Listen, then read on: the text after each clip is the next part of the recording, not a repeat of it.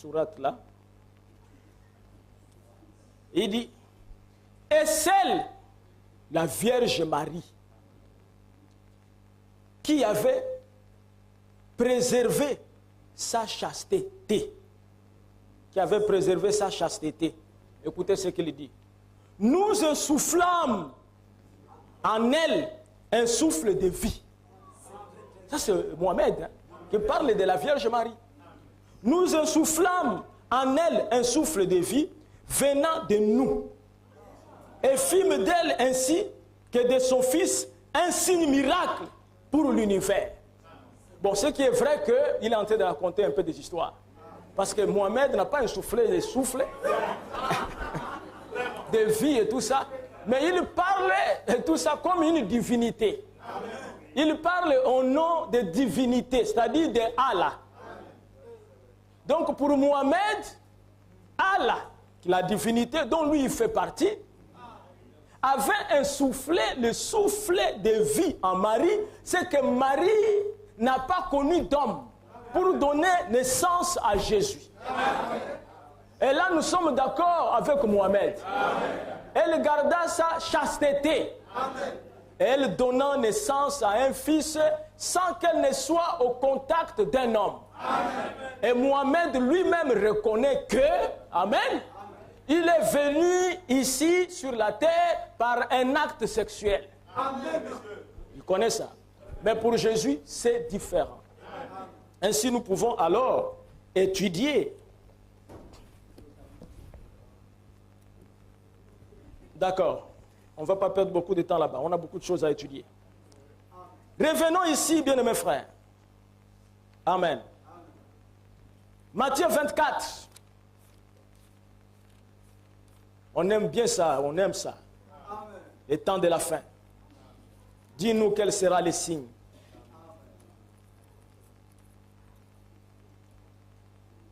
Car il s'élèvera de faux Christ et de faux prophètes. Ils feront de grands prodiges et des miracles au point de séduire, s'il était possible, même les élus. N'est-ce pas? Amen. Comme Mohamed vient après Jésus. Amen. Amen. Cette écriture aussi le concerne. Amen. Amen. Amen.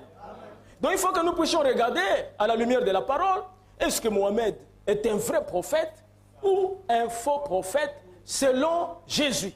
Amen. Parce que Jésus dit qu'après lui, il y aura des faux prophètes. Amen. Ils feront des prodiges et des miracles. N'est-ce pas? Amen. On lit ici que Mahomet est né en 570. Il a donc vécu presque 600 ans après Christ. En 613, il a commencé sa mission à la Mecque. Après sa mort, en 632, ses successeurs, et plus particulièrement Abou Bakr. Abou Bakr commençait à répandre de toutes leurs forces les enseignements qu'il avait laissés. Car l'envoyé prétendait les avoir reçus de l'ange Gabriel. Mahomet lui-même était un alphabète. Il ne pouvait pas davantage lire qu'écrire. À l'âge de 25 ans, il maria une femme âgée de 40 années, mais riche, la marchande Khadija. Son premier mari était décédé et son second mari l'avait abandonné.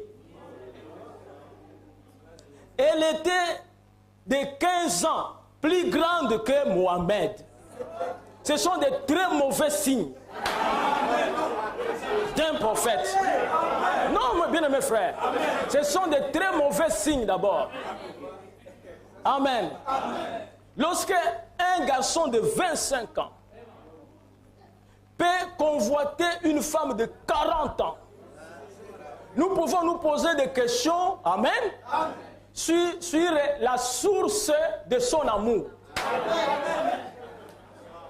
Amen.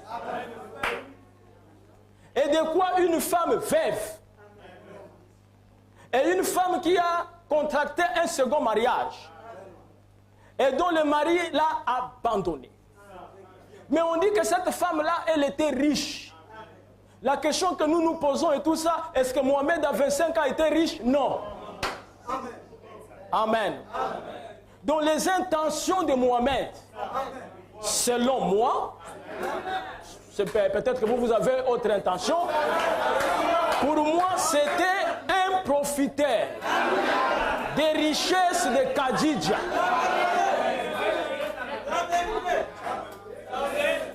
Amen. Oh, ben c'est très bien que je prêche ça au Gabon. Parce que si c'était ailleurs, c'est très dangereux. Et pour vous et pour moi. Parce que vous savez qu'il vivra, amen, de son arc. Il vivra de son arc. Donc nous voyons déjà que la manière dont il a commencé, parce que le mariage c'est la chose la plus importante.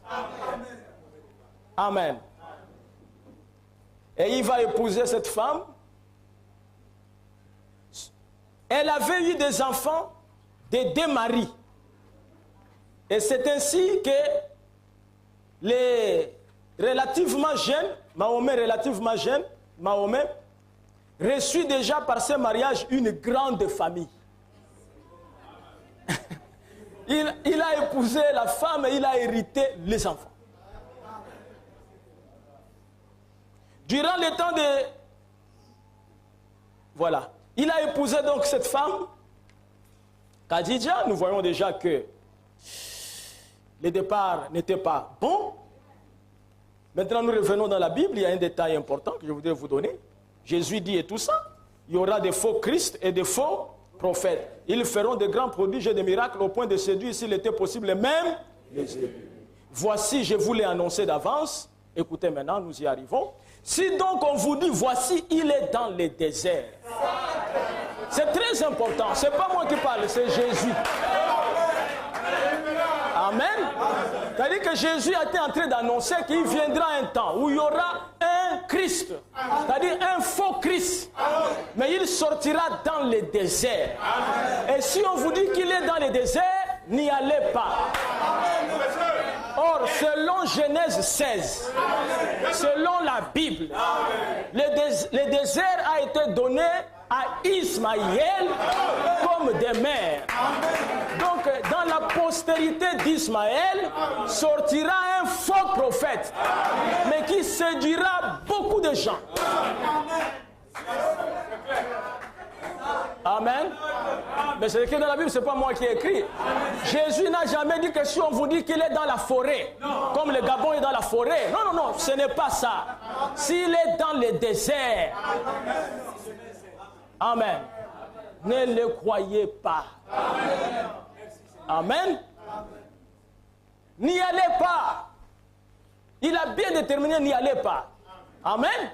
Parce que Jésus savait qu'il y aura un pèlerinage dans le désert. Amen. Il y a des gens qui partiront de Libreville pour aller dans le désert, à la Kaaba, à la Mecque. Heureusement que je ne peux pas y aller, le Seigneur m'a averti. Amen. Et chaque musulman qui arrive à la Mecque au pèlerinage, il change de titre. On l'appelle Al-Hajj. C'est une religion vraiment très facile. Parce qu'à l'âge et tout ça, c'est comme si tu as reçu le Saint-Esprit. C'est-à-dire que chez les musulmans, pour être à l'âge et tout ça, c'est question que tu cherches l'argent. Que tu trouves l'argent, tu payes les billets.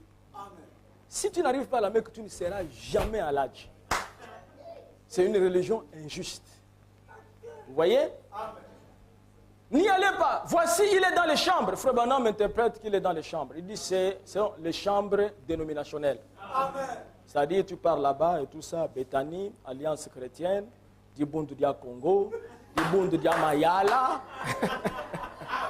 Si on vous dit qu'il est dans les chambres dénominationnelles, amen. Voici, il est dans les chambres, ne le croyez pas. Amen. Car comme l'éclair, Jésus va montrer maintenant là où sera le véritable Christ.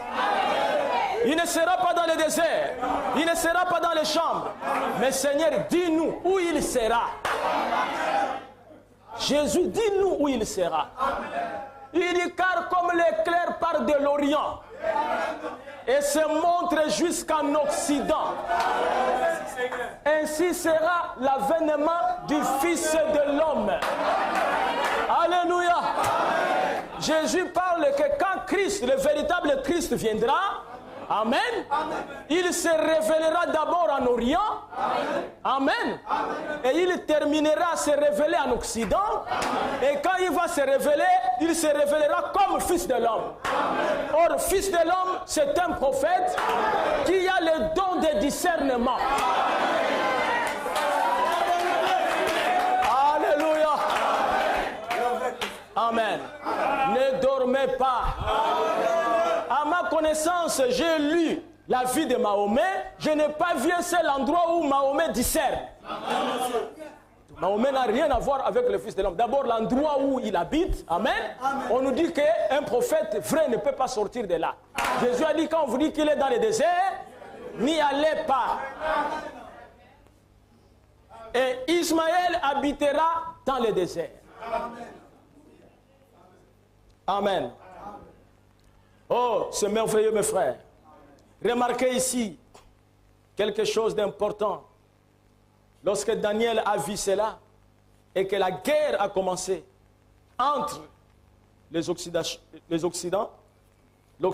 et les Médo-Perses, qui est l'islam, et cette guerre continuera jusqu'à ce que l'épouse soit enlevée. Amen. Vous savez, Jésus savait que l'islam sera une religion d'une grande influence. Daniel a parlé.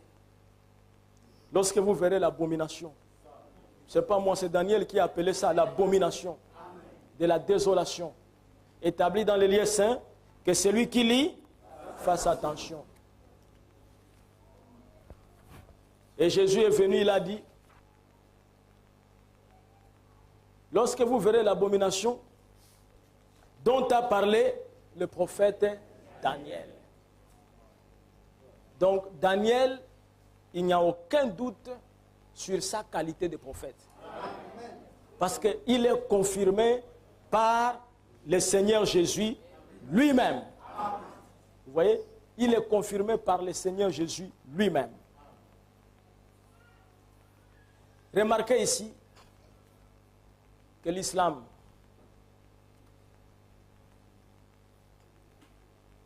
leur religion, les saluts s'obtient, non pas par grâce. Si vous ne saviez pas et tout ça. Parce que nous sommes ici par grâce. Hein? Nous allons au ciel par grâce. Ce n'est pas parce que nous faisons de bonnes œuvres. Il n'y a aucune bonne œuvre que nous pouvons faire. Amen. Vous-même, vous savez de quoi nous sommes coupables. Vous savez tous les désordres que nous avons commis.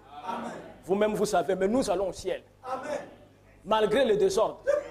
Amen. Pourquoi nous allons? Parce qu'il y a un homme qui a payé le prix pour nous. Nous y allons parce que Jésus a pris ta place. Il a pris ma place. Il a été jugé à ma place. Il a été jugé à ta place. C'est pour cela que nous acceptons Jésus, nous croyons en Jésus et nous allons au ciel. Mais l'islam, amen, ne croit pas que la vie éternelle peut être obtenue par la grâce au travers de ce que Jésus a fait. Non. Parce que Mohamed a enseigné que par ce que vous faites, en faisant de bonnes œuvres,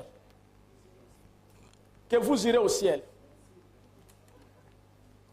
Amen. Mais nous savons que nous n'allons pas au ciel par les bonnes œuvres.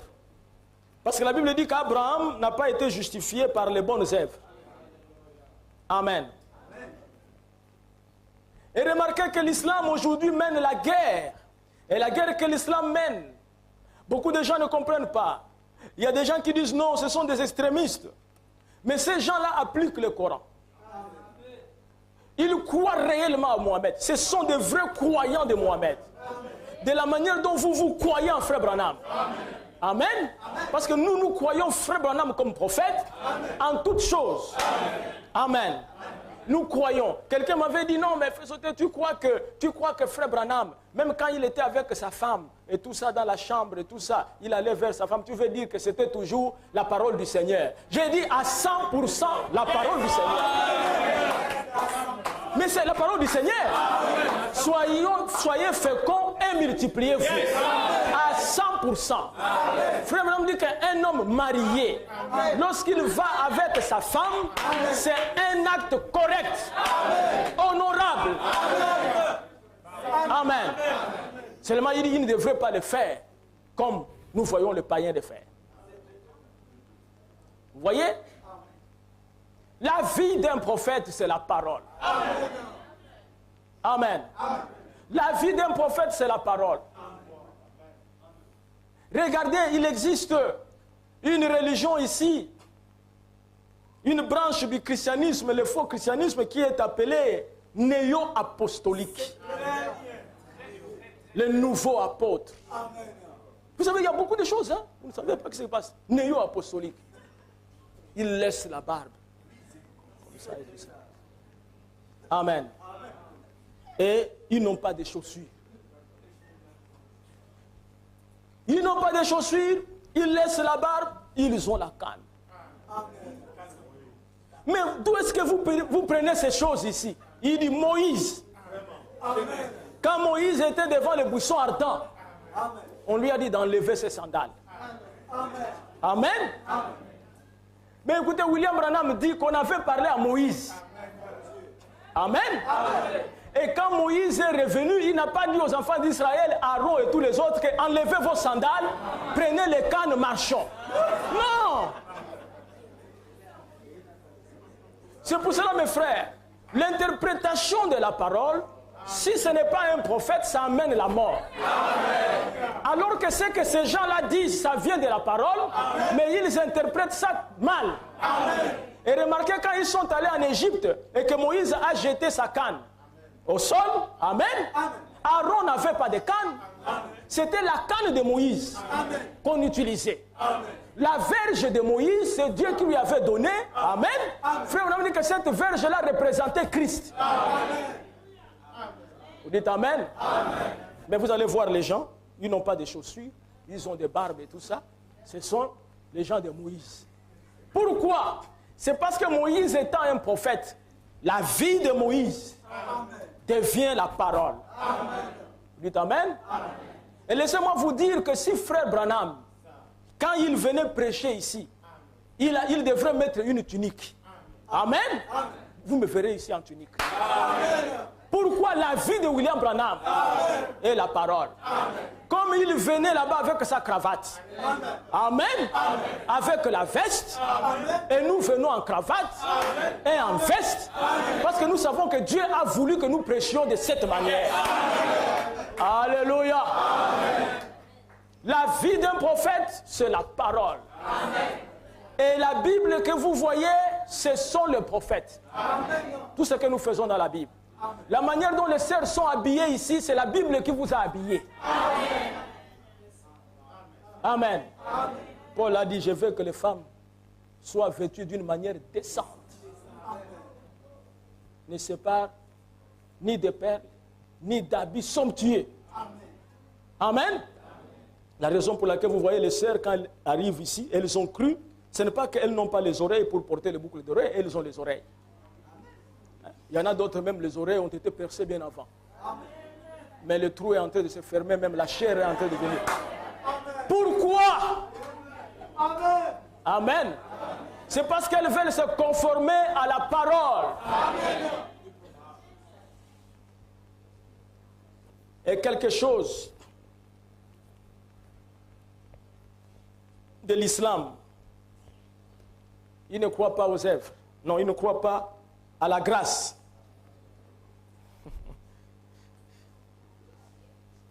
Vous savez que Ismaël, lorsqu'il s'est déplacé avec sa maman, Agar, qu'il était bébé, vous connaissez l'histoire, Genèse 16 et tout, ils sont partis, arrivés dans le désert et tout, il n'y avait plus l'eau. Amen. et l'enfant devrait mourir. Agar a pris l'enfant, a déposé sous un arbre. Elle dit, je ne vais pas voir mon fils, comment il va mourir. Amen. Et l'ange est venu, il a dit à Agar, l'enfant ne va pas mourir. J'ai entendu la voix de l'enfant. Je ferai de cet enfant aussi une grande nation. Amen. Et de lui sortira 12 princes. Amen. Je les bénirai. Amen. Et il vivra en face de ses frères. C'est-à-dire Ismaël, son frère là, c'est Isaac. C'est Israël. Ismaël n'est pas loin. C'est pour ça que vous voyez que Israël et tout ça, tous les pays qui entourent Israël sont les musulmans. Amen. Parce que Dieu a dit que c'est là où ils seront en face de leurs frères. Amen. Et ils sont même rentrés encore jusque même en Israël. Amen. Amen. Frère Branham dit que la guerre entre Ismaël et Isaac a commencé depuis le temps d'Abraham. Mais, Frère Branham dit, le territoire appartient à Isaac. C'est pour Israël. Dieu a donné ça à Israël. Remarquez, avant que Abraham soit héritier de toutes choses, Dieu a fait l'alliance avec lui et Dieu lui a dit que je change ton nom. Tu ne t'appelleras plus Abraham. C'est le nom que ses parents lui ont donné. Quand il est sorti avec sa femme, Sarai, tu t'appelleras plus Abraham. Il était marié à Sarai. Et quand Dieu change le nom d'Abraham, parce qu'il a fait une alliance avec lui, Dieu donne à Abraham une partie de son nom. Amen. Et Dieu lui dit que tu t'appelleras maintenant Abraham. Voyez, Dieu lui a ajouté H-A-M. H-A-M, c'est Dieu. Amen. Amen. C'est Elohim. Et Dieu a dit, ta femme s'appellera maintenant Sarah, au lieu de Sarai. Mais remarquez ici, que lorsqu'il donna naissance à Ismaël, il était Abraham. Lisez la Bible là. Il n'était pas Abraham. Amen. C'est-à-dire que Ismaël ne fait pas partie de H-A-M. Amen. Mais lorsqu'il donna naissance à Isaac, on dit et Abraham donna naissance à Isaac. Mais Abraham donna naissance à Ismaël. Voilà la différence. C'est pour cela que Sarah dit à Abraham, chasse les fils de l'esclave. Chasse-les. C'est Sarah. Car il n'héritera pas avec mon fils Isaac. Et la Bible dit que Abraham, amen, donna des dons à Ismaël et au fils de sa concubine, Ketura, amen. Mais la Bible dit, il donna tout son bien. À qui? À Isaac. Il donna quoi? Aux concubines, aux fils de concubines et à Ismaël. Qu'est-ce qu'il avait donné? Des dons. Tomber dans l'église. Amen. Prophétiser. Danser. Parce que la danse, c'est un don aussi.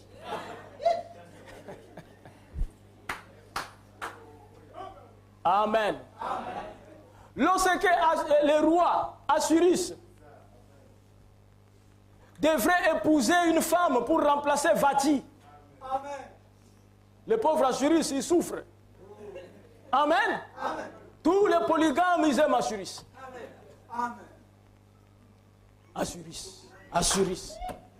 Assyrus. Quand il voit que la convoitise est montée, et qu'il veut maintenant abandonner sa femme, ou il a besoin d'une autre femme, tout ça, il regarde, il dit Assyrus. Assyrus. Amen. Assyrus, ce n'est pas lui-même qui a pris la décision d'abandonner Vati.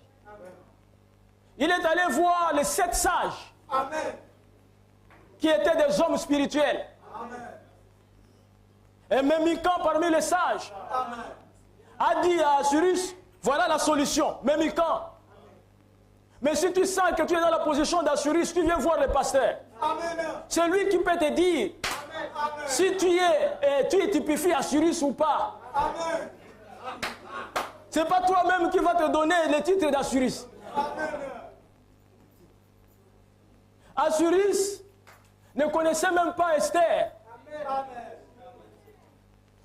Assuris a vu Esther dans les défilés. Amen. Toi, tu es Assuris, mais tu connais déjà Esther. Avant longtemps. Esther, c'est ta copine en cachette. Maintenant, quand on te découvre tout ça, tu dis que je suis Assuris. Non! Non, c'est faux. C'est mal appliquer la parole. Mal interpréter la parole. Amen. Mais remarquez que Assuris devrait choisir. Assuris était dans la pensée parfaite de Dieu. Le choix d'une épouse. Amen. Mais quand toutes les femmes qui ont défilé devant Assuris avaient passé un test. Amen. On devrait les garder pendant, je crois, 40 jours. Amen. Et on les gardait là-bas avant de se présenter devant Assuris. Pour éviter, amen, qu'une autre sémence puisse entrer. Amen. Il y a d'autres qui ont fait même un an ou 10 mois, 12 mois, en train de se faire belle avant de passer devant Assuris. Et les sages les gardaient comme ça pendant 12 mois. Ils se disaient qu'elle peut tromper, qu'elle est vierge. Et si on la fait passer directement pour aller devant Assuris, elle peut déjà amener la grossesse et attribuer ça à Assuris. Et nous aurons une sémence adultère dans la royauté. Dites Amen. On devrait la garder là-bas. On te garde ici 12 mois. Et vous savez que dans 12 mois, si tu as amené une sémence, ça va pousser. Et quand ça va pousser, Amen, les sages vont venir dire, mais qu'est-ce qui se passe comme ça? Amen. Tu as un problème ou quoi? Pourquoi le ventre pousse? Allons voir le gynécologue. Alléluia. Parce qu'il fallait préserver la lignée royale. Amen. C'est la raison pour laquelle nous ne voulons pas le mélange entre la dénomination et le message. Le message, c'est la lignée royale. Amen. Nous avions des chorales là-bas et tout. Quand on vient ici, l'Esprit de Dieu nous a dit que pas de chorale. On ne veut pas le mélange. Et vous allez remarquer que les dénominations, ils aiment les fêtes. Amen. Mais Frère Branham n'était pas dans l'esprit des fêtes. Amen. Dans l'esprit des fêtes. Pour ça, vous voyez que moi, je ne suis pas dans l'esprit des fêtes. Bon. 12e anniversaire de Bethléem, 15e anniversaire de Bethléem, l'anniversaire de ceci, l'anniversaire de ceci, tout ça, les fêtes. Comme il faut chanter que pendant les fêtes, on tue toujours les chrétiens. Il y a des gens qui aiment les fêtes. Les fêtards. Ils aiment les fêtes. Il est là en train de regarder où est-ce qu'on va avoir une fête et tout ça. Dans son répertoire et tout ça. Toutes les dates de naissance des gens sont là. Tout ça, quand ça arrive, tout ça. Tu vas fêter, hein? Tu vas. C'est un mauvais esprit qui brise des fois la parole. Je n'ai pas dit que vous ne pouvez pas fêter. Si quelqu'un se vient tout ça dit que non, on ne peut pas fêter et tout ça, il brise aussi la parole. Amen. Mais les fêtes ne doivent pas être une doctrine. Voyez? Une doctrine. Alors, je voulais dire que toutes les femmes qui sont passées devant Assuris, si vous lisez le livre d'Esther, chaque femme ne pouvait pas partir sans recevoir un don d'Assuris. C'était le roi. Quand elle passait devant le roi et tout ça, elle défile. Parce qu'elle passait pour que le roi puisse la choisir. Et elle devrait se faire belle, faire tout ce qu'il faut pour séduire Assuris. S'il fallait mettre les hauts talons, tu mets les hauts talons. Ça dépend de toi et tout ça. S'il fallait que tu enlèves tous les ongles que Dieu t'a donnés, tu mets les ongles de perroquet, tu mets. L'essentiel est que Assuris, que tu plaises à Assuris. Amen. Elles sont passées, et vous savez que c'était des types. Et ces femmes représentaient les églises. Assuris, c'était Jésus-Christ. Et celle qui a été choisie représentait l'épouse. Amen. Et c'est Esther qui a été choisie. Et la Bible dit que Esther ne s'est pas maquillée. Amen. Parce que Esther avait un conseiller dans l'ombre. Il s'appelait Mardoché. Amen. Et chaque fois et tout ça, Mardoché disait à Esther, ça tu ne fais pas, ça tu ne fais pas. Même pendant qu'ils étaient dans la salle. Amen. Les autres filles pouvaient regarder. Oh, Esther, quoi? Tu n'as pas mis le tiret? Oh, Esther et tout ça. Mets un peu de crayon ici et tout ça. Il dit non, non, non, je ne peux pas mettre ça. Oh, pourquoi tu ne mets pas ça? Il dit Mardoché a dit. Il dit Amen. Mais cette fille ici, elle est bizarre. Chaque chose au Mardoché et tout ça. Amen. Mais Esther, toi tu portes une longue jupe comme ça. Mais comment le roi va voir tes cuisses et tout ça? Mais comme tu es brune comme ça, mets ça comme ça, là quand tu passeras, tu vois le mollet et tu mets un peu et tout ça. Il dit non, je vais porter des longues jupes. Mais pourquoi tout ça? Mardoché a dit.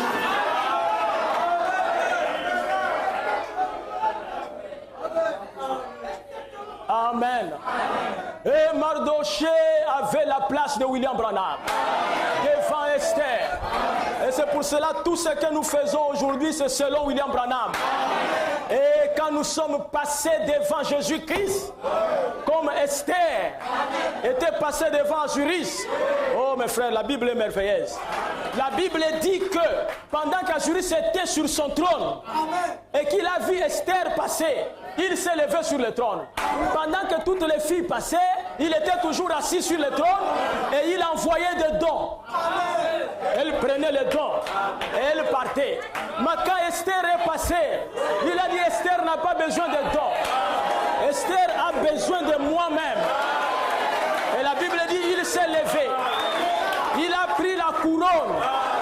Il a placé sur la tête d'Esther. Et on a photographié Esther.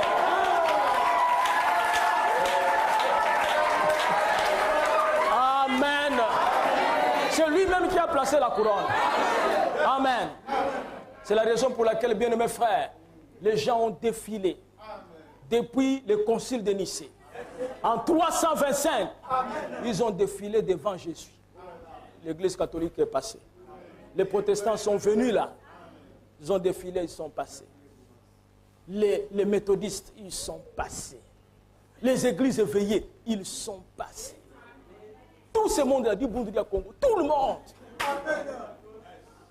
Mais à la fin, on a entendu le son. En avant, soldats chrétiens. Marchons en avant. Et c'était l'épouse qui marchait. Et pendant que l'épouse était en train de passer, quelque chose s'est passé. On a vu Jésus se lever sur son trône. Il est entré dans une nuée. Il a commencé à descendre. Alléluia. Amen. Cette nuée ne pouvait pas descendre pour rien. C'est parce qu'Esther était là. Amen. Voyez-vous, c'est pour cela que nous croyons qu'aujourd'hui, si quelqu'un veut épouser sa femme, c'est lui qui va faire le choix. Ce n'est pas sa maman. Ce n'est pas son père. William Branham a prêché le choix d'une épouse. Frère Branham parle ici. Hébreux chapitre 6 et 7. Mais Dieu tient sa promesse. Peu importe combien cela peut paraître déraisonnable, Dieu est obligé de tenir sa promesse. Amen. Remarquez mes frères que l'islam a été prédit dans la Bible, dans la Genèse. Le prophète Daniel en a parlé. Jésus en a parlé. Amen. Amen. Mais Jean le prophète a eu la révélation de toutes les puissances de séduction ou la puissance de séduction qui viendra dans le monde. Amen. Et nous allons prendre Apocalypse chapitre 6 pour voir comment ces choses devraient arriver au temps de la fin.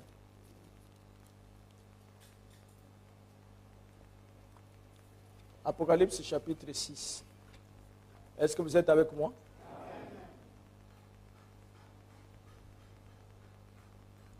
J'ai regardé quand l'agneau ouvrit un des 7 sceaux.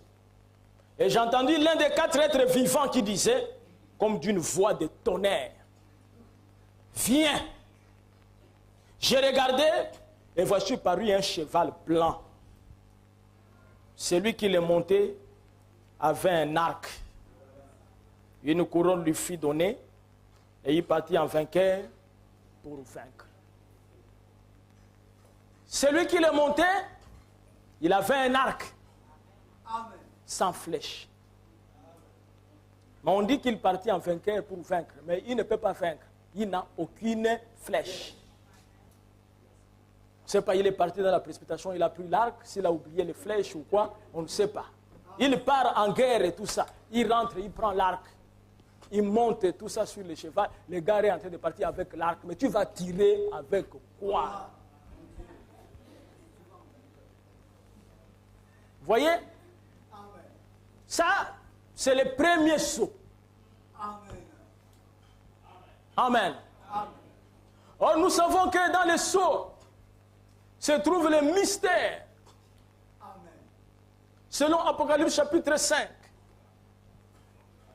C'est merveilleux ça. Puis j'ai vu dans la main droite de celui qui était assis sur le trône un livre écrit en dedans et en dehors, scellé de 7 sceaux. Amen. Et j'ai vu un ange puissant qui criait d'une voix forte, qui est digne d'ouvrir les livres et d'en rompre les sceaux. Et personne dans le ciel, ni sur la terre, ni sous la terre, ne peut ouvrir le livre, ni le regarder. Amen. Personne dans le ciel, ni sur la terre, ne peut ouvrir le livre, ni le regarder.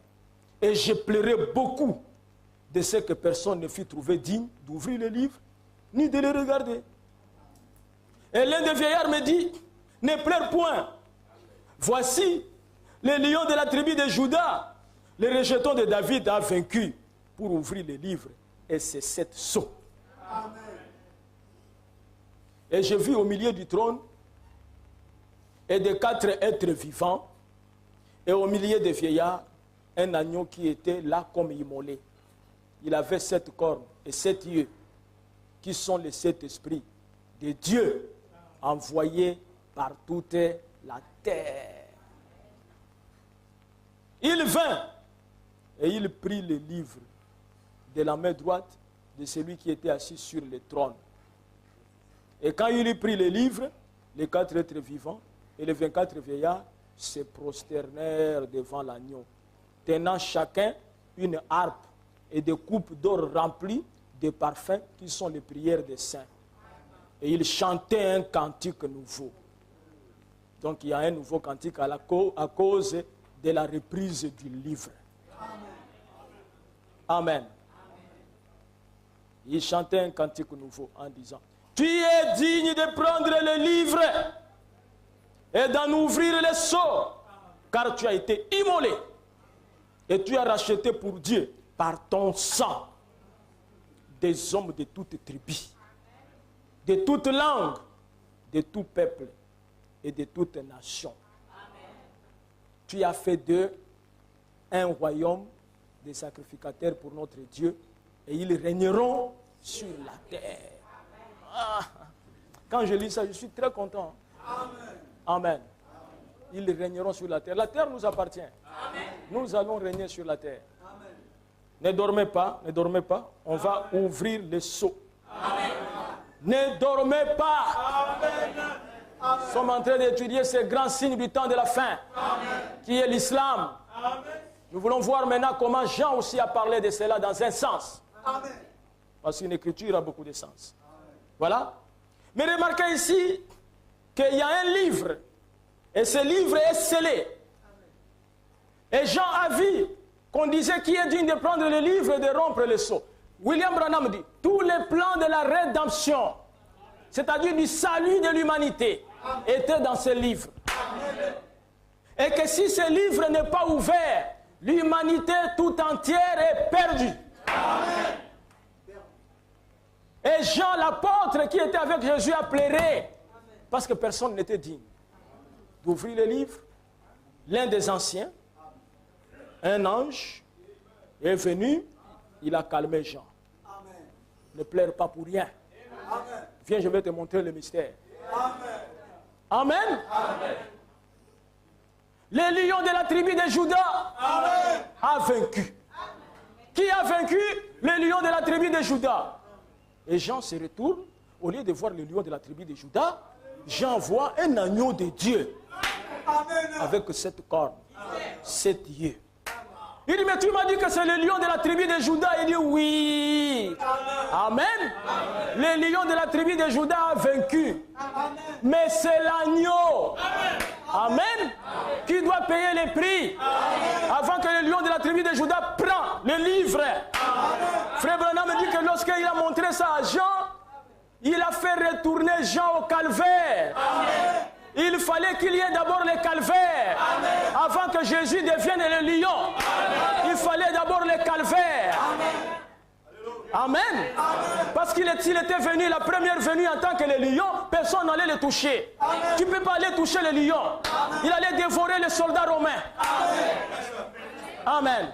Comme il était un agneau, quand on l'a attrapé, il était calme. On l'a amené tout ça à la croix, il était calme.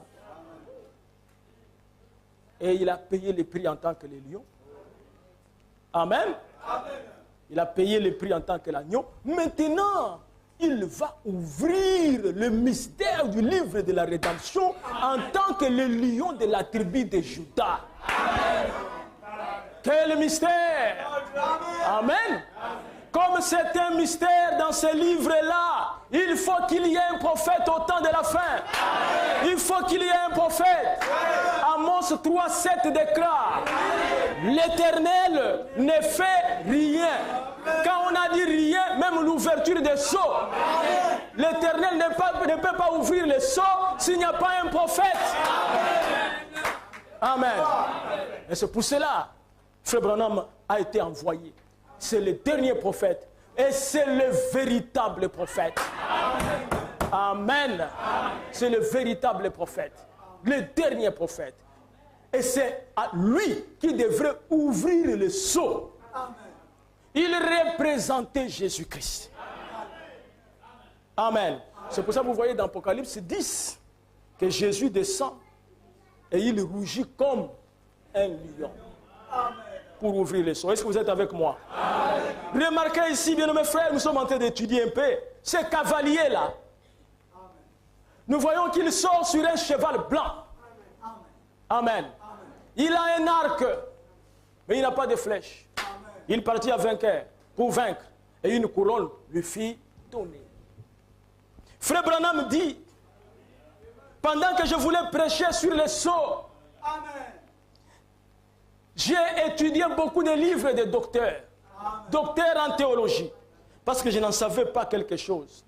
En étudiant ces livres-là, l'un des grands docteurs des adventistes du 7e jour, on dit à Frère Branham que cet homme-là, il a eu une grande inspiration de la parole. Alors Frère Branham est allé, il a pris le livre du docteur Smith au sujet de ces cavaliers sur le cheval. Et le docteur Smith interpréta cela de cette manière. Eh, ne dormez pas là-bas. Ne dormez pas. Je vois que vous êtes en train de faire ça et tout ça. N'est-ce pas? Le sommeil, un pouvoir. Un pouvoir. Vous voyez? Réveillez-vous un peu, réveillez-vous un peu. Tout ça. Nous sommes en train de suivre quelque chose de très important.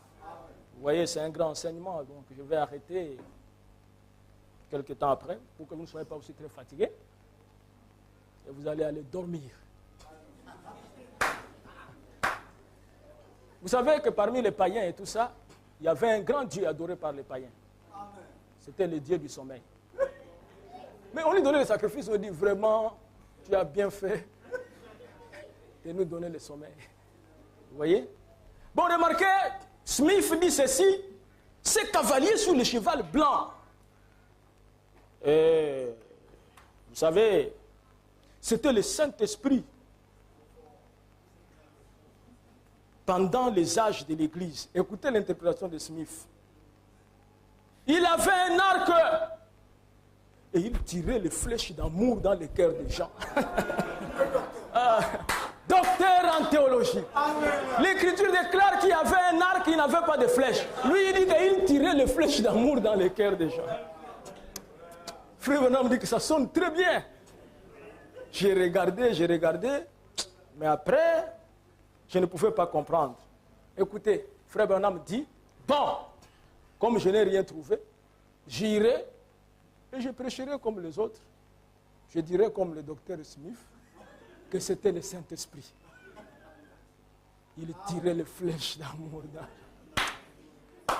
Au même moment, l'ange de l'Éternel apparaît dans le bureau. Frère, ne jouez pas avec William Branham. Ce n'est pas n'importe qui. Amen. L'ange lui dit non. Ce n'est pas le Saint-Esprit. Je vais t'instruire au sujet du cavalier. L'ange lui dit c'est l'Antichrist. Amen. Première phase, c'était l'Antichrist. Et cet Antichrist, nous savons que l'Antichrist vient de Rome. Il n'y a aucun doute. Apocalypse 12. Amen. Les dragons qui étaient descendus, qui voulaient dévorer l'enfant.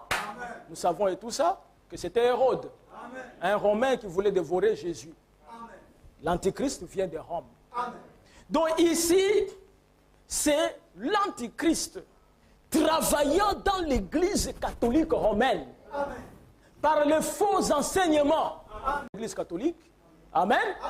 Sous la conduite du pape de Rome. Sur un cheval blanc. Frère Branham dit que blanc, c'est la justice, c'est la pureté.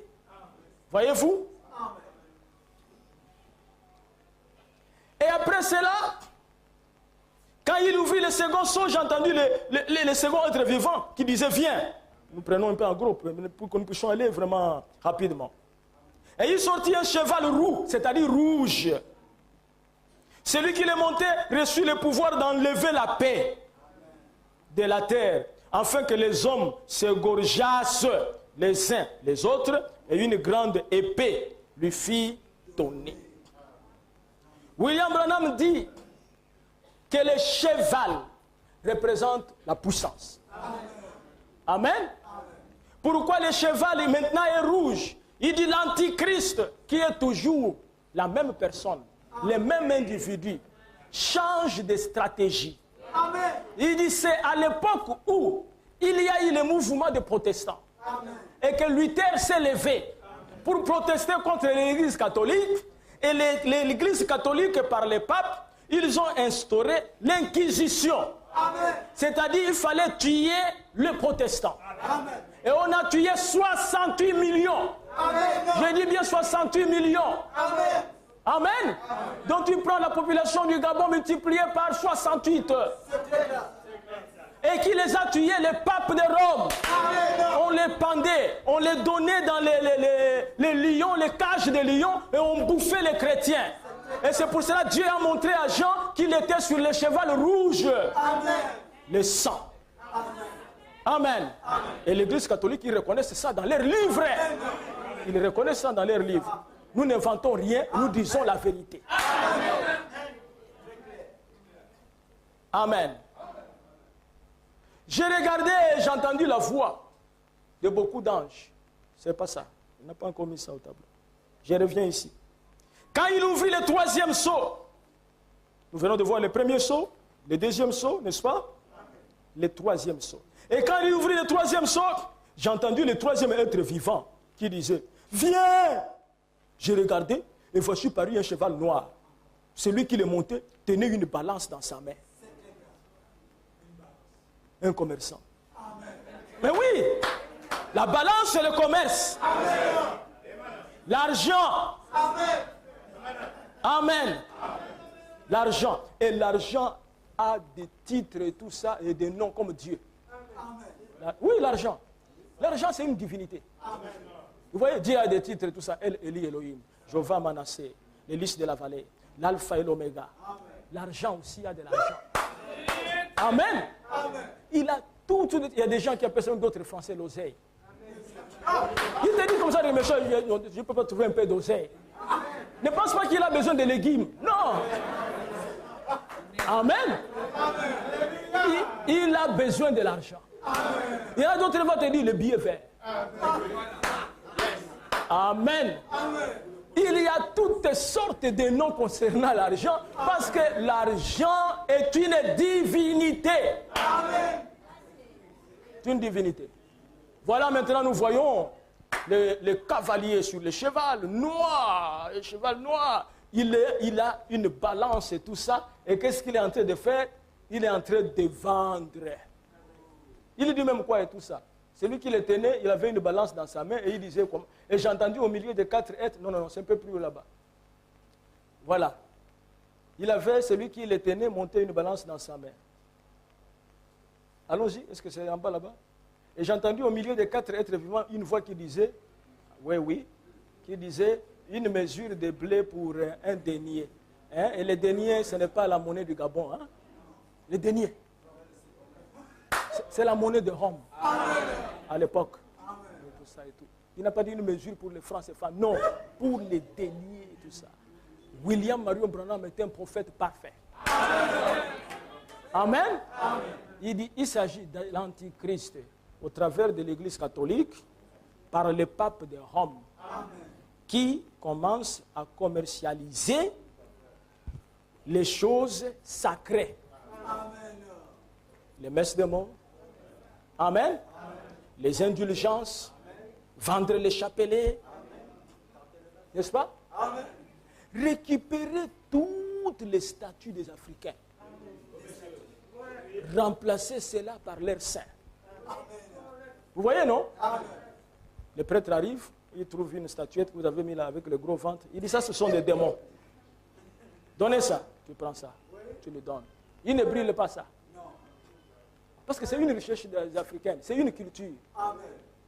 Qu'ils revendent trop cher dans des musées. Il dit, bon, on va remplacer... Ça, c'est la statue de votre grand-père. Il dit, oui. On va remplacer ça par Saint-Joseph. Il te donne une statue d'un blanc et tout, avec beaucoup de barbe et tout ça. Il dit, chaque fois quand tu as des problèmes, tu parles là-bas et tout ça. Parce qu'avant, quand tu avais des problèmes, tu allais et tout ça, parler à ton grand frère. Oh, du Bongoto. Du Bongoto.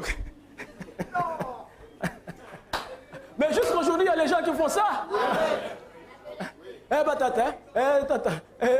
Maintenant, il dit, quand tu as des problèmes, il ne faut plus parler à Dibongoto. Tu vois Joseph, il est plus fort que Dibongoto. Quand tu arrives là, tu dis seulement, Saint Joseph, priez pour moi.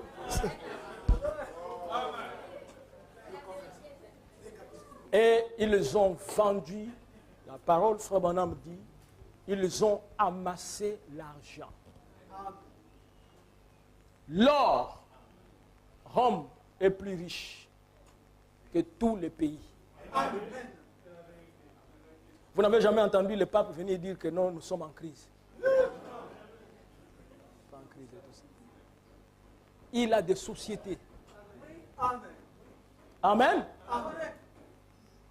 Chaque endroit où vous voyez qu'on a construit une paroisse, c'est une propriété de l'Église catholique. Saviez-vous cela? Aujourd'hui, le cardinal, l'archevêque, il a le même rang que le Premier ministre.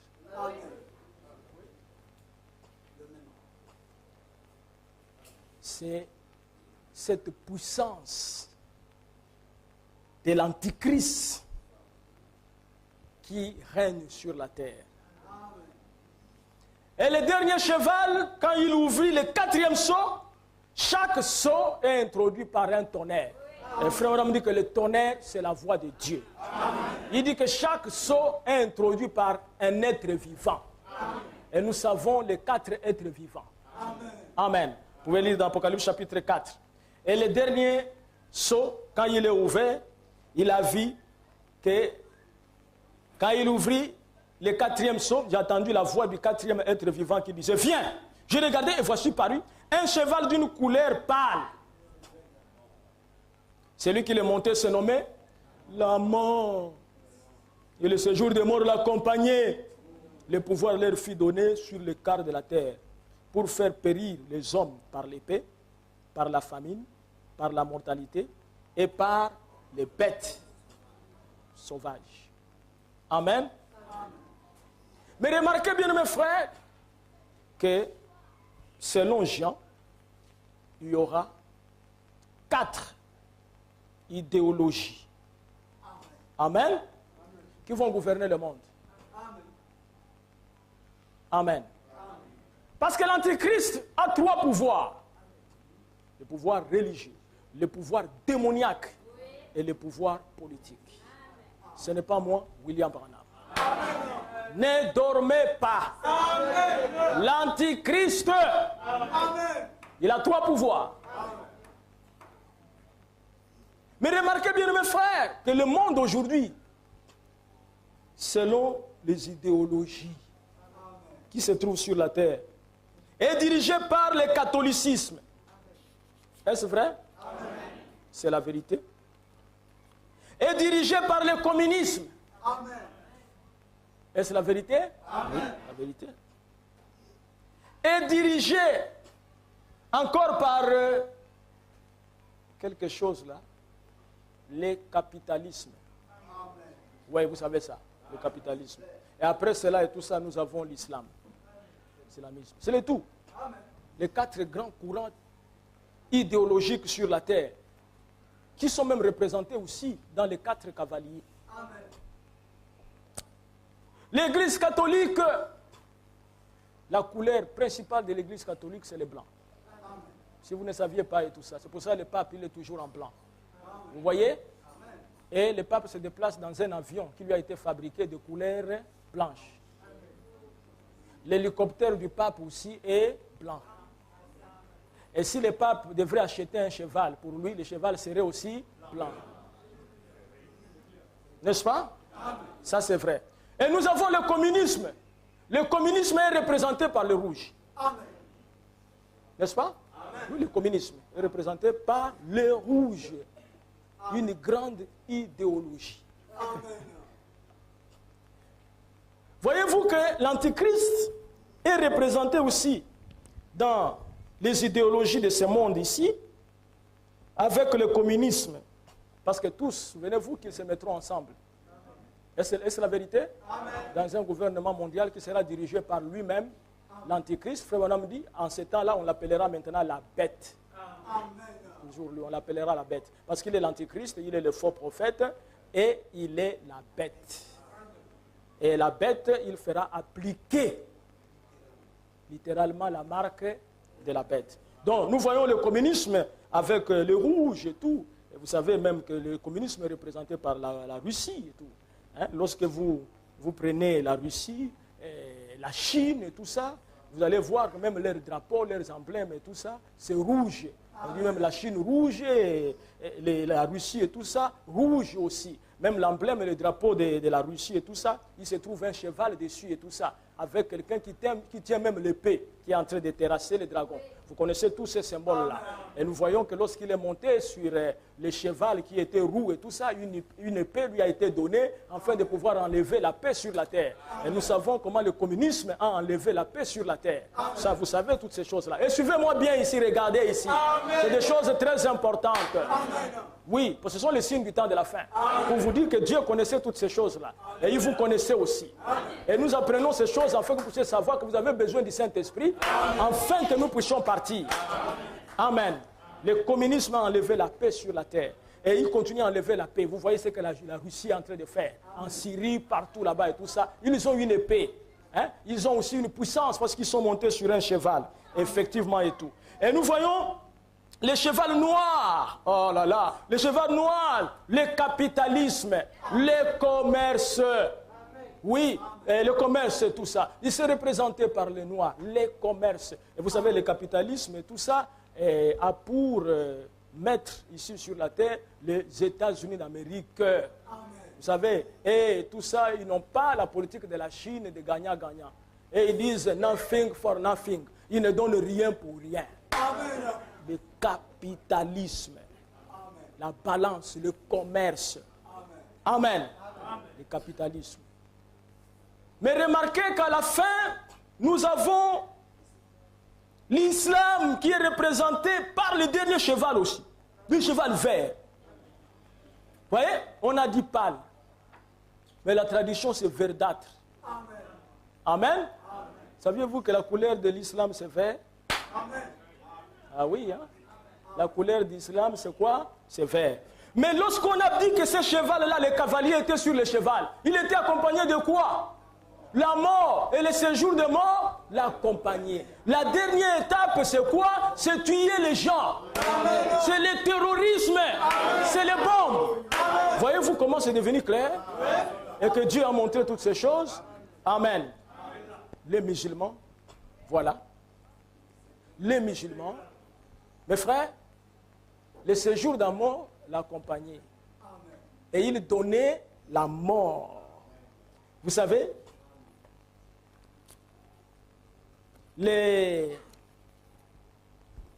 Mohamed dit ceci dans le Coran. Il a dit ici, voilà, ça c'est, il dit que c'est Dieu qui lui a parlé. Surat At-Tawbah. At-Tawbah, je ne sais pas, je ne connais pas l'arabe et tout ça, mais c'est comme ça. At-Tawbah, Surat 9. Écoutez ce qu'il dit. Oh prophète, lutte contre les mécréants et les hypocrites. Et sois rude avec eux. L'enfer sera leur refuge. Et quelle mauvaise destination. Mahomet, il donne l'ordre. Les mécréants, c'est qui? C'est nous. Ouais. Si tu n'es pas un musulman, tu es un mécréant. Qui que tu sois, au catholique, du message et tout ça, mécréant. Amen. Ou tu es musulman, ou tu n'es rien. Amen. Oh prophète, lutte contre le mécréant. Et il dit ici à la fin, je crois que je vais retrouver ça,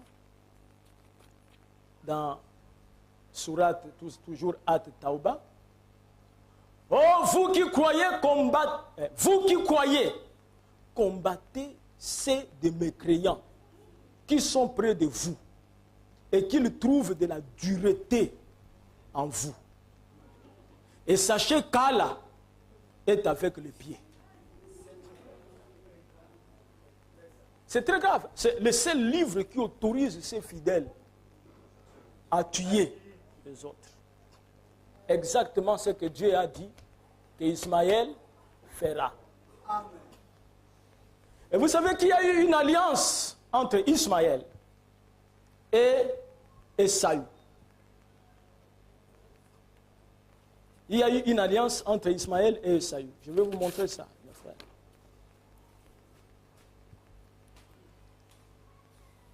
Esaü, nous savons qu'il n'a jamais eu la bénédiction.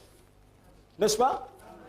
Il avait manqué la bénédiction parce qu'il avait vendu lui-même son droit d'aînesse.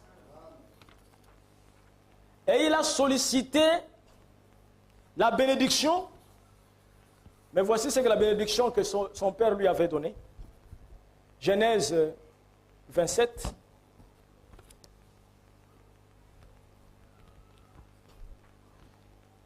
Genèse 27, on va terminer bientôt. La Bible ici a tout prévu, a tout prédit même.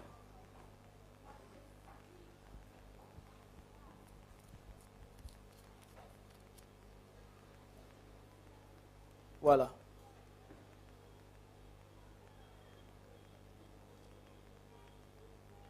Voici. 38. Esaü dit à son père, n'as-tu que cette seule bénédiction, mon père? Bénis-moi aussi, mon père. Et Esaü éleva la voix et pleura. Isaac, son père, répondit et lui dit, voici, ta demeure sera privée de la graisse de la terre et de la rosée du ciel d'en haut.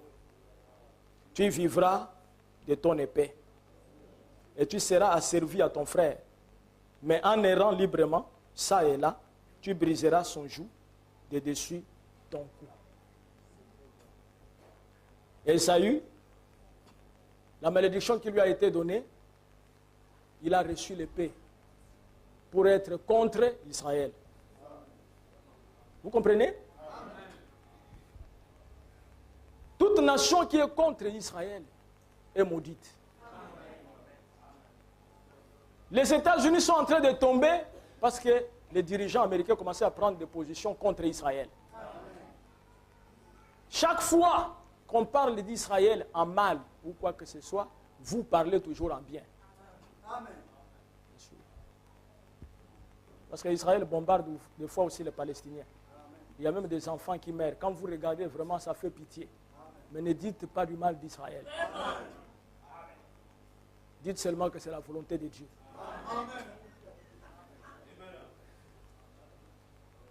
Et nous voyons plus tard, dans Genèse 28, versets 8 et 9, quelque chose va se passer.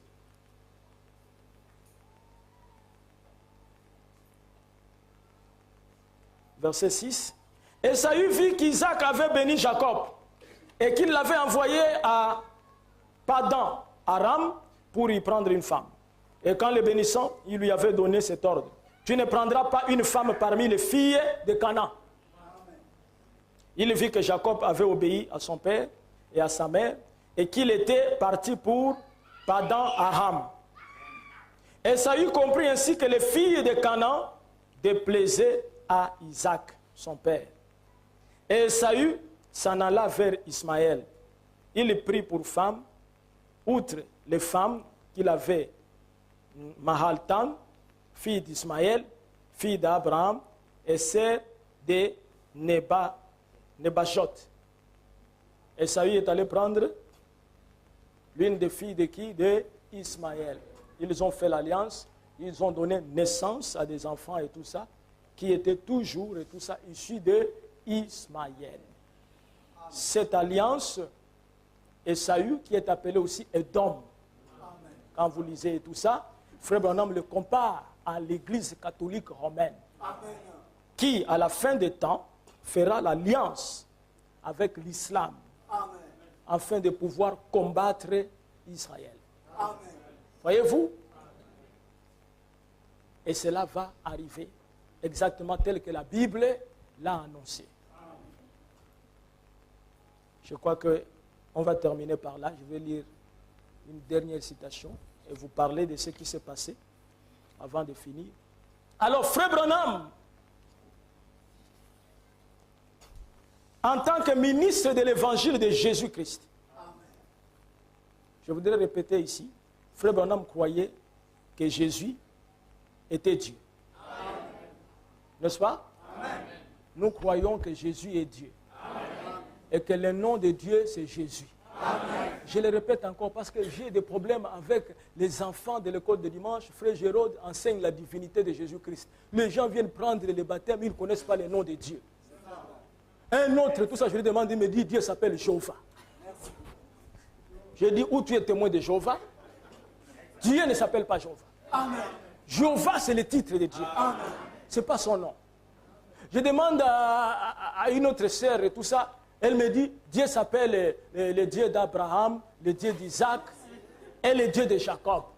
J'ai dit, bon, moi, voilà mon nom et tout ça. Hein? Je suis le père d'Israël, le père de Gédéon et le père de Raphi. C'est ça le nom. Mais j'ai mon nom.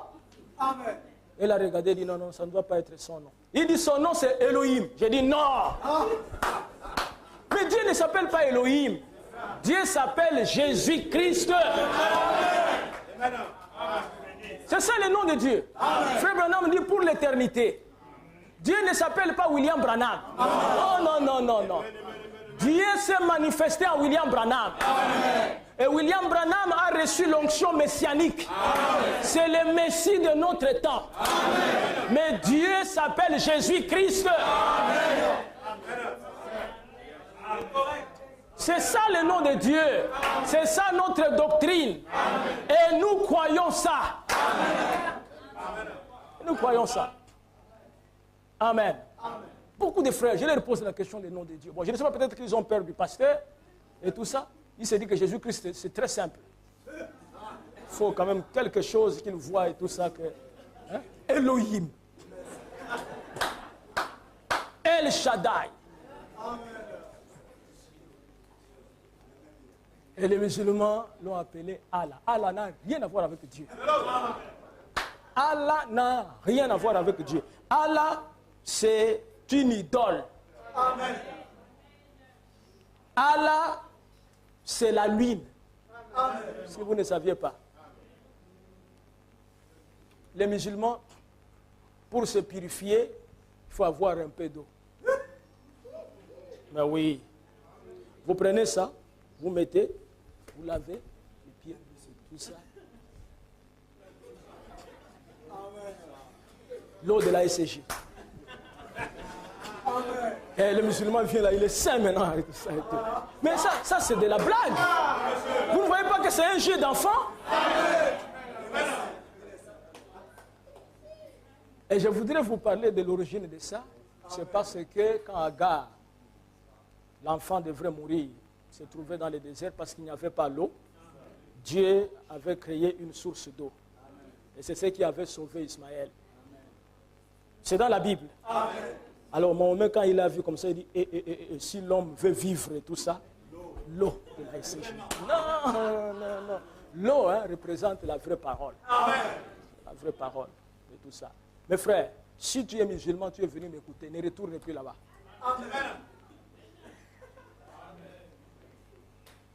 Frère Branham s'est tenu en Inde avec ses 2 livres. Une main, il avait la Bible, l'autre main, il avait le Coran. Amen. Et en ce temps-là, dans la salle, il se trouvait un nombre incalculable. Frère Branham dit près de 500 000. Et il y avait des musulmans, des bouddhistes, des moudjahidines, et toutes les religions étaient représentées. Et ici à la chaire se tenait un homme, William Marion Branham. Oh, j'aime bien ça. Il dit, je suis arrivé à la chaire. Et vous savez qu'on a distribué à ces musulmans des Bibles, des Nouveaux Testaments. Et beaucoup de missionnaires sont allés là-bas. Ils ont prêché l'évangile. Frère, on me dit que j'ai dit, les missionnaires vous ont apporté l'évangile. Mais ils n'ont prêché que la doctrine. Il dit, je suis à 100% d'accord avec cela. Amen. Donc, frère Branham, si vous prêchez la parole seulement, même s'il n'y a pas de miracle, Branham est à 100% de cela. Amen. Il dit, je suis 100% d'accord avec eux. Mais moi, je suis venu vous dire Amen. Que c'est Jésus-là, il a promis dans la Bible que ce que lui faisait, l'Église aussi va le faire. Amen. Amen. Amen. Les missionnaires vous ont prêché la doctrine. Je suis 100% d'accord, mais moi je suis venu les manifester. Amen.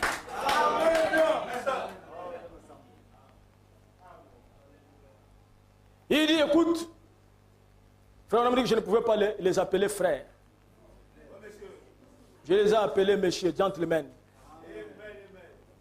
J'ai dit, vous avez parlé de vos dieux. Il dit, mais ces gens-là, ils adorent n'importe quoi.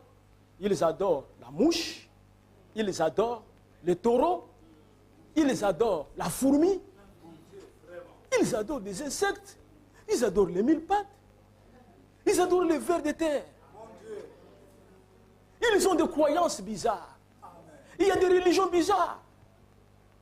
Je connais une religion, j'ai oublié les noms et tout, et ils adorent les fleurs.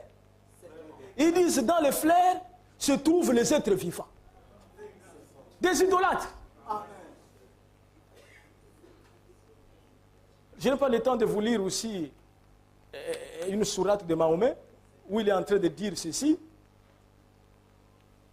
Leur Dieu qu'ils adorent est incapable de créer même une mouche. J'ai dit, oh Mahomet, si tu étais dans cet âge ici, le Dieu que nous adorons a créé les écureuils. Mais lui-même qui est en train de parler, il ne pouvait même pas créer une mouche. Il n'y a aucun sourate qui dit que Mahomet a créé quelque chose. Mais nous avons vu Dieu créer les écureuils. Qui est un écureuil ici? Qui est un écureuil là-bas? Ce que nous disons, c'est la vérité. Que tu crois, que tu ne crois pas, Dieu a fait ça au travers de Frère Branham. Il a fait. Et Frère Branham est revenu. Il a dit, messieurs, ici se trouve un homme qui est l'un de l'adorateur de vos dieux. Il est aveugle. Frère Branham dit que entre les deux livres ici, l'un est vrai, l'autre est faux. Ah, c'est mieux même que je puisse prendre le Coran dans la main gauche. On ne peut pas faire une erreur. Alléluia. Parce que la main droite a la plus grande bénédiction.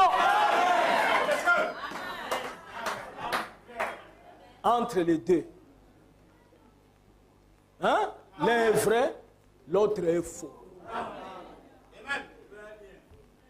Billy Graham avait précédé Frère Branham. Et Billy Graham a été défié par les musulmans. Billy Graham a prêché Jésus-Christ. C'est un merveilleux frère. Il croyait en Jésus-Christ. Chapeau pour Billy Graham. Il a soutenu la parole.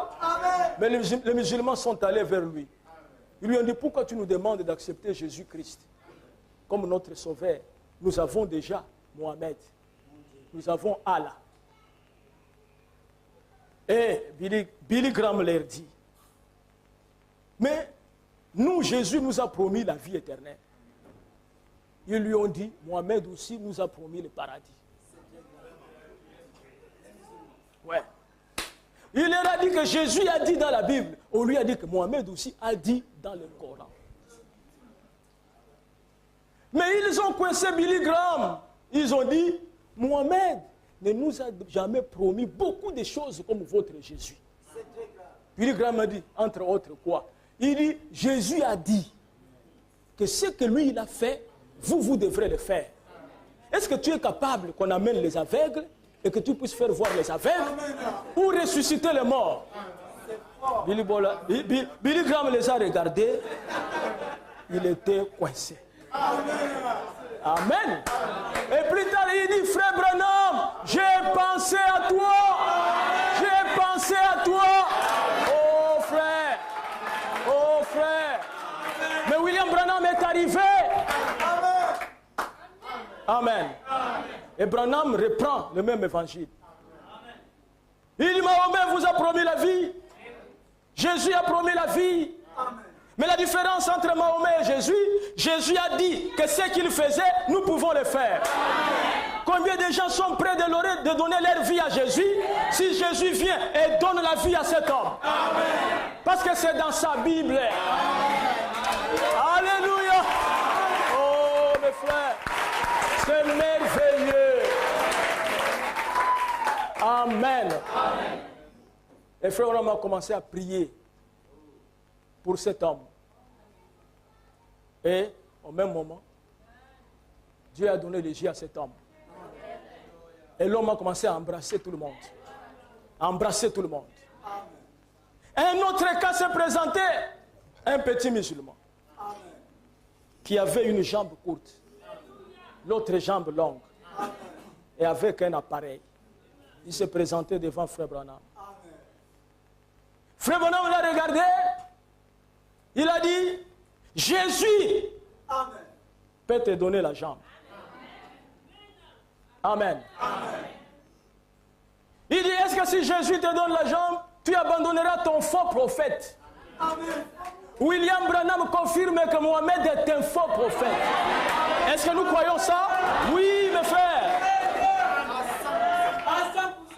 Frère Branham a dit ça. Oui. Voilà, les gars arrivent. Frère Branham dit, et j'ai vu dans la vision, et les gars marchaient très bien. Il dit, si je n'aurais pas vu ça dans la vision, je n'aurais pas dit ça. Et j'ai dit, combien de gens accepteront Jésus-Christ comme leur sauveur? Si il guérit ces garçons, il lui donne la jambe. Les gens ont dit, nous sommes prêts. Et Frère Branham a commencé la prière. Et dès qu'il a terminé la prière, il a dit à ces garçons-là, hé, enlève l'appareil. Les garçons les regardaient. Il a dit aux gens, enlevez-lui l'appareil. Et dès qu'on a enlevé l'appareil, la jambe a poussé. Frère Branham dit qu'il avait des jambes neuves. Amen. Et les garçons ont commencé à courir. Et quand ils couraient, ils criaient, oh Allah, oh Allah. Frère Branham a dit, non, c'est pas Allah qui a fait ça. Oh Jésus, oh Jésus. Et les gars se retournaient, ne sachant pas comment dire oh Jésus. Ils commençaient à dire, oh Yehou, oh Yehou, oh Yehou. Alléluia. Mais oui, mes frères, Jésus-Christ le même, hier, aujourd'hui et éternellement. Mes frères, nous sommes sûrs de notre salut. Il n'y a aucun doute. Vous qui croyez ce message, vous êtes scellés pour les siens. Il n'y a aucun doute. Restez avec le message. Amen. C'est encore merveilleux ce qui s'est passé à Durban. Là-bas en Afrique du Sud. Amen. Frère Branham dit, la littérature n'a converti qu'un musulman pendant des années. Mais la manifestation de Jésus-Christ. William Branham dit pourquoi nous ne voyons pas ces choses. Il dit parce que nous ne faisons pas ce que Jésus nous a demandé de faire. Écoutez-moi très bien, Frère Branham dit, Jésus ne nous a jamais demandé d'aller construire des églises et des dénominations. Amen. Jésus ne nous a jamais demandé d'aller construire les écoles théologiques et les séminaires. Amen.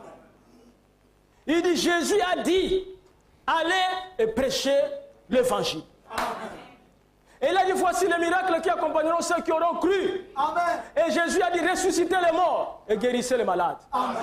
Mes frères, si ce que j'ai prêché ce matin, c'est l'évangile. Amen. Amen. Amen. C'est lui qui est malade. Amen. Dieu va confirmer. Que ça, c'est l'évangile. L'évangile, s'il est prêché, Dieu vient confirmer. Amen. Amen. Que le Seigneur vous bénisse.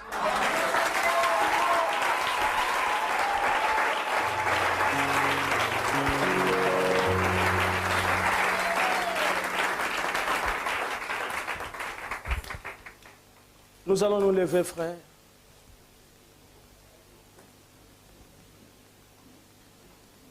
Il est le même hier, aujourd'hui, éternellement.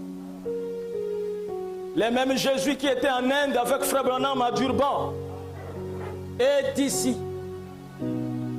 Parce que c'est le même évangile qui est prêché.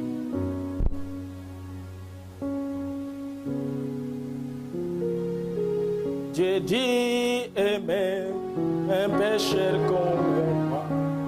Il a changé ma tristesse en joie. Je descendais et pour il m'a rendu délaissé merveilleux. Oh, quel merveilleux amour. Oh, quel merveilleux. Oh,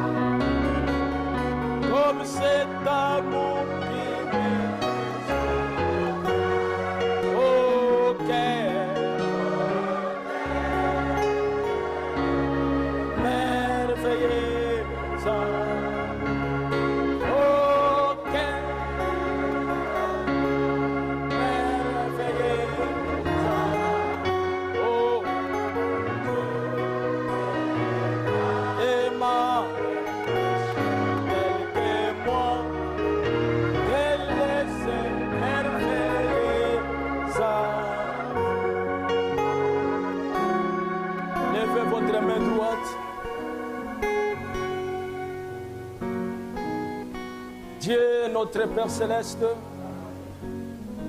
toi l'agneau de Dieu qui a été immolé dès avant la fondation du monde. L'évangile a été prêché. Nous n'avons pas apporté notre pensée. Nous avons, Seigneur, apporté ta parole. C'est cette parole, Seigneur, que William Branham prêchait. Et tu accomplissais de grands miracles. Tu ressuscitais les morts. Tu guérissais les malades. Même les gens qui avaient des cancers. Tu as fait de grandes choses. Ce n'est pas Frère Branham qui les faisait, mais c'est toi qui les faisais. Et le même évangile est en train d'être prêché dans le monde entier. Et nous l'avons prêché cet après-midi dans cette petite salle surchauffée. Et les cœurs de tes enfants sont touchés. Ils veulent un changement. Ils veulent la vie éternelle. Ils reconnaissent que ceci est la vérité. Dieu Tout-Puissant, regarde les mains qui sont levées. Derrière chaque main, il y a un besoin. Il y a un désir. Ils veulent vivre pour toi. Arrache-les du monde. Et garde-les dans ta main, Seigneur. Donne-leur le baptême du Saint-Esprit. Les dons que tu as promis les jours de la Pentecôte par l'apôtre Pierre. Et Pierre a dit la promesse est pour vous, pour vos enfants et pour ceux qui seront appelés au loin. Et nous avons été appelés par cet évangile. Dieu Tout-Puissant, je crois que le message est vrai. Je crois, Seigneur, que Frère Branham est vrai. Viens en ce moment ici, change la vie de tes enfants, visite-les dans leur vie. Il est plus tard que nous le pensons. Bientôt c'est la fin, Seigneur. Tu vas enlever l'épouse. Nous ne savons pas combien d'années qui nous restent. Mais nous ne savons pas à quelle heure aussi la mort peut nous prendre.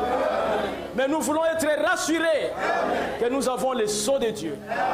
Que le Saint-Esprit parcourt cette salle afin de pouvoir placer le sceau de Dieu sur tes enfants, Seigneur. Déverse-toi dans leur âme. Nous avons des requêtes, Seigneur. Nous avons une sœur malade qui souffre suffisamment d'anémie. Et nous avons prié plusieurs fois pour elle. Oh Dieu, sois miséricordieux. Touche cette sœur et guéris-la, Seigneur. C'est toi qui as créé le sang. Crée le véritable sang. Donne le sang à notre sœur. Toutes les requêtes qu'on a présentées ici, nous les déposons sur ton autel.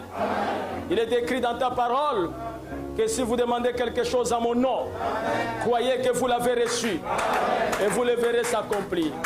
Tu es Dieu et tu tiens ta parole. Tu as dit chasser les démons. Et en tant que ministre de l'Évangile, je condamne Satan dans le nom de Jésus-Christ de sortir dans la vie des enfants de Dieu et que tout ce qu'ils ont, Seigneur, soit entre tes mains. Que leur commerce puisse prospérer et que leur maison puisse prospérer. Qu'il y ait la paix dans les foyers. Je te le demande au nom de Jésus-Christ. Amen.